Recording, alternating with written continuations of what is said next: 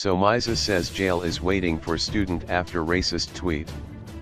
Cape Town, local reality star and one of the judges on Mzansi Magic's DSTV 161, Idols SA, Somizi Longo, plans court action against the woman who has since gone to ground after calling him a homosexual Ktija on Twitter that sparked massive outrage on Tuesday.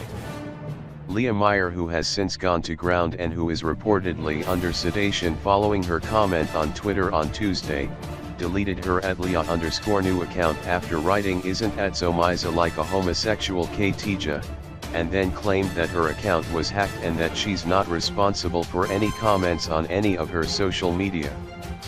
Meyer has since disappeared, but Somizi asked his followers to help hunt her down, saying jail is waiting for her. My Twitter investigators PLS help find the details of this racist. Jail awaits her.